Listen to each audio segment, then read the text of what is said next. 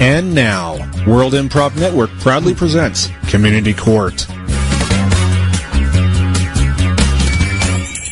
When common decency between two parties cannot solve a dispute, Community Court is there to solve the problem. All rise for the Most Honorable Judge Kenneth Vicarro. Oh, all right. Howdy do. Howdy do. Another case. Another day, another case. Let's jump in feet first, huh? So today we have Lance Legheavy, the proprietor of the auction house Old and Dusty. Hello? Hello, Your Honor.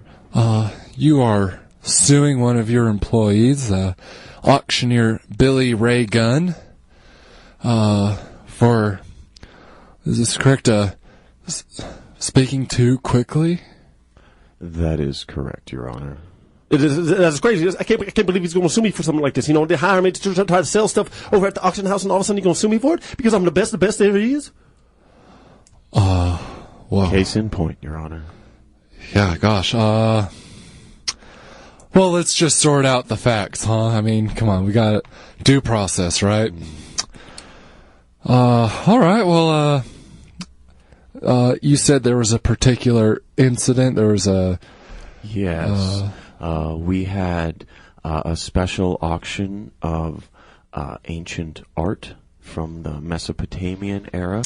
Wow. Yes. That's really old. Yes. 2,500 to 3,700 years old. Jeez, all the pieces. Please. Yes, we were specially contracted out by Sotheby's to perform this auction. Oh, you were? That's... Yeah, we do some freelance auction house work. And I hired Mr. Gunn as our auctioneer for that particular auction. He had a very good reputation, although I had never actually worked with him before. Okay. And so the auction began at 7 a.m. in the morning, and Mr. Gunn spoke so quickly that no one in the audience was able to bid, and all the items that were up for auction sold for the opening bid value, which was $5. You know what I'm saying? That's ridiculous, John. You know what I'm saying? I mean, because there's a bunch of old people that they couldn't understand what I was trying to say, how quick I was trying to talk. You know, it's Mesopotamian art. You know, so, they should have brought some people that had some money. They had some people that had some understanding. They can listen to someone like me and say, you know what, this is art. This is something I got to pay for. I got to bid for it. I got to buy it right now. Mr. Legheavy? Yes, Your Honor. You said this was your first time seeing, or yes. were you present at the at this auction? I was. Yes, I was standing in the back.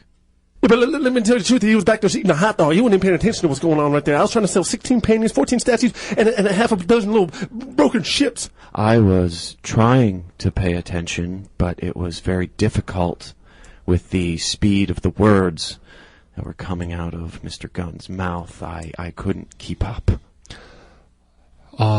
Mr. Gunn, is there a reason that you're speaking particularly fast at this auction? Well, that's the way I always talk. You know what I'm saying? I was born that way. I was dropped on my head a lot when I was a little kid, bounced up and down like a ping pong ball, and that made me want to talk really fast. So you know, I mean, Mr. Legheavy, what he don't understand, he ain't got a brain. He can't process the speed. He ain't that smart. And you know, when I go through all the technical terms and artistic terms of the Mesopotamian art, he just couldn't realize that, and nor could his stupid clients coming to the bid. And you know what I'm saying? No. But I do have. I would like to respond, Your Honor, but I did not pick up any of that. Well, I'm looking at here a medical form submitted by Mr. Gunn. This is a doctor's diagnosis from 1972 when you were born. Is that correct? Yeah, that's right. May 4th, 1972? May 4th, that was the day. That was the day they dropped me up and down repeatedly like a pogo stick. Excuse me? They dropped you up and down like a pogo stick, a newborn infant? Oh, that sounds horrible. Yeah, oh my gosh, I'm so... I think, Mr.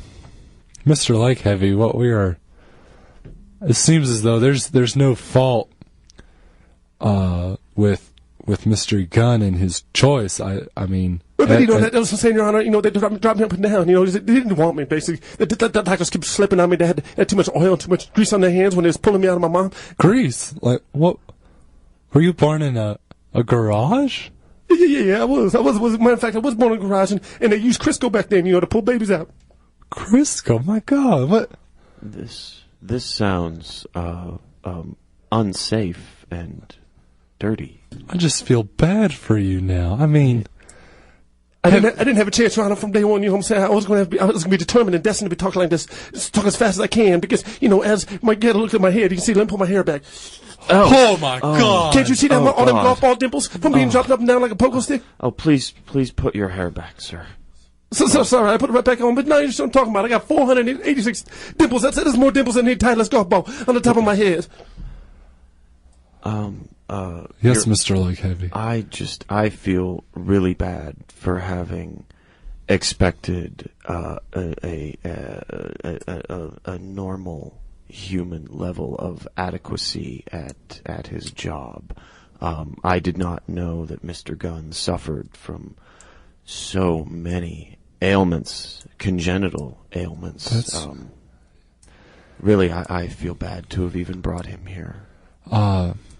Mr. Legge, you saw my resume. You saw how I can sell. I can sell anything. I can sell ice cubes to Eskimos. I can sell straws to horses. You know what I'm saying? You saw what I sold. You know what I've been able to sell over the years. So why'd you even think about hiring me if you didn't know I was the best?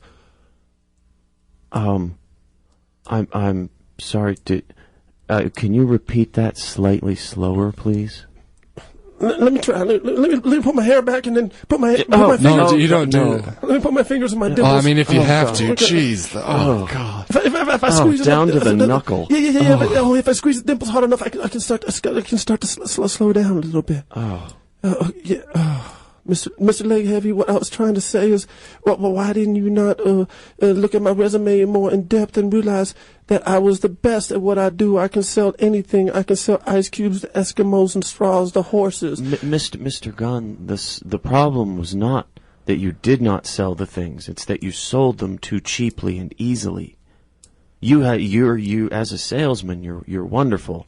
You don't get top dollar, but you sell like that. And may I point out, Mr. Gunn, that you clearly have an ability to control and modulate the rate of speech by, I guess, squeezing the dimples on your messed up looking head. So, although, yeah, but that's embarrassing. That's embarrassing to pull my hair back every time my scalp, like a zipper. Yeah, because it looks awful. It's disgusting. I mean, I feel like a butterfly in my tummy, and the butterfly's throwing up. Every time you pull your hair back, I just want to hit your head off your body like the golf ball off a tee. Well, that's understandable. That's why I have to sell like this. That's why I gotta keep my hair forward, because otherwise I want people looking at me like a freak. I ain't no elephant man. I ain't no, some crazy man walking down the street. I was just cheated at birth. That's all. There must be some kind of procedure. I mean, or some kind of hat or a helmet that could be designed that would apply the appropriate pressure at the correct points for you to...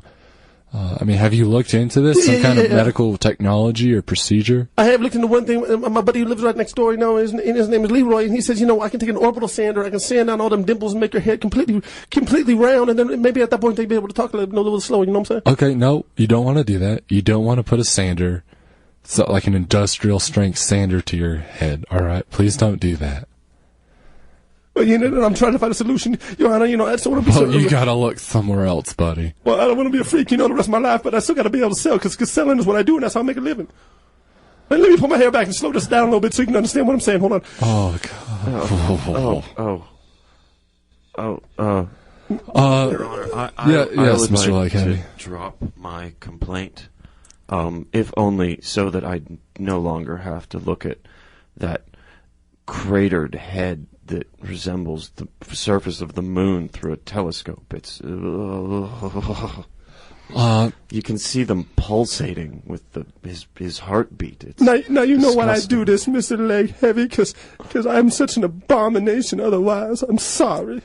Mr. Leg Heavy, as part of Mr. Gunn's employment is health insurance. Is there some kind of health insurance policy that might cover, to some extent, a procedure to,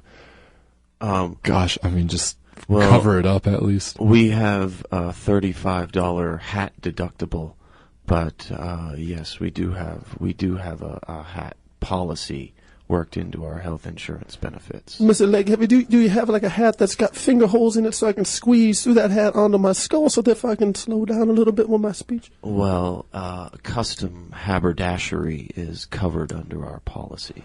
I'm going to ask that you utilize that policy to the maximum, and that's my verdict. I will happily do that.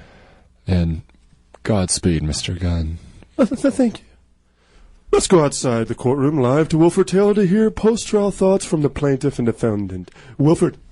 Hey there, yeah. I'm out here now with Mr. Leg Heavy, and who knew? I didn't, and I just feel bad for putting Mr. Gunn through this public humiliation. And are you going to be trying to reacquire those ancient pieces of Mesopotamian art that were sold for $5? No, I just have to eat the $423 million loss. Yeah, wow. And Mr. Gunn, how about it? You're going to be getting some alleviation for your messed up head condition. Yeah, my fingers right now are a little bit numb because I've been squeezing my dimples this whole time so I can slow down and talk to you and Mr. Wilford. And so, I can't wait because one day maybe I can be a normal person again. Yeah, hopefully. Probably not, though. The verdict has been made and the court of law has spoken. Tune in next week for another fascinating episode of Community Court. Give the Wincast your suggestions via Facebook, Twitter, or the KZKO Win blog during the commercial break of a crime that needs to be solved during Truth and Justice. Next on KZKO.